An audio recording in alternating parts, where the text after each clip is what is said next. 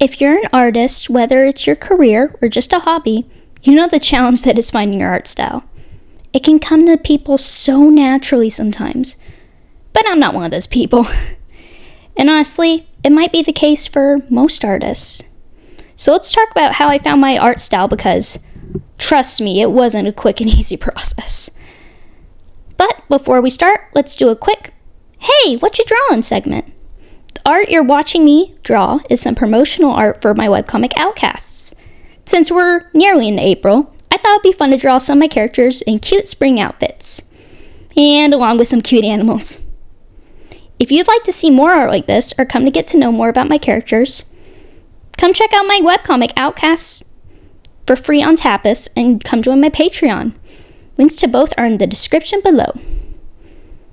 And let's get into it. I've always been into drawing since I was a little kid, and even from a young age, I was really into making my own hand-drawn comics. And yes, I still cringe a lot when I think about it. Was their art bad? Maybe, but I was having so much fun designing stories and drawing that I didn't even care what other people thought. It was good enough for me. I loved it, and that was what was important to me. Cut to elementary school and art class. I had a guy friend who we'll just call Wyatt. I always thought Wyatt was a naturally gifted artist, especially when it came to drawing realistic looking art. And I was so mesmerized by his talent. I wanted to draw just like him. And so began my long journey of trying to make realistic art. But just no matter what happened, or how much I tried, or how much time went by, I just couldn't reach that goal. No matter what I did, my art just didn't look anything like Wyatt's. Granted, I was never jealous of him or his talent. We even stayed friends throughout high school, but I just felt so defeated, crestfallen even. What was I doing wrong? Why couldn't I just do it right? Was there something wrong with me? I stopped drawing for a while after that, and threw myself into writing and watching cartoons. A lot of writing and watching cartoons. And then I realized I wanted to draw my pictures and character designs and backgrounds of what I was writing. I'm a very visual person, so despite everything that had happened before, I started to draw again. Was the character art perfect? No. Was the background art perfect? No. But I didn't even care anymore. And wouldn't you know it, during my senior year in college, those same writings became the scaffolding of my now webcomic, Outcasts. So, now that you've heard my story and about my art journey, what are my actual tips and advice?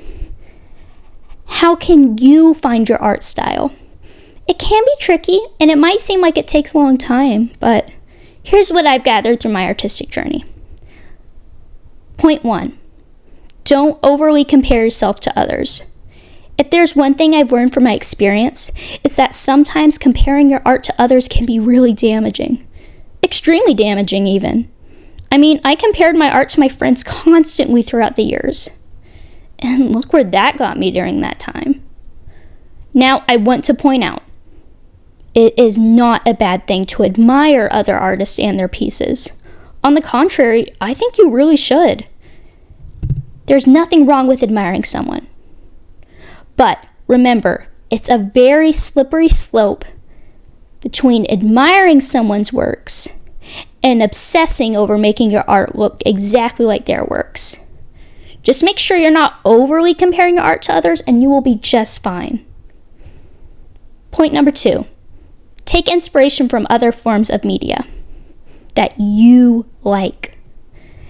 As you might have taken from my story, I began to watch a lot of cartoons, mainly animation, when I stopped drawing, and it was mainly Disney shows as well. And while I never copied one show's art style, I took inspiration from all the character designs, aspects, and tropes that I loved. Brave female characters, magic powers, enemies to lovers, and so much more. And my art style and writing improved so much after I took all of the designs, aspects, and tropes that I loved into account. Don't feel pressured into making art based on what you think your audience will like, because that will change. Make the art that you want to make. Point number 3, use references, and don't be afraid to make it your own. This kind of goes hand in hand with my previous point, but it's definitely worth mentioning.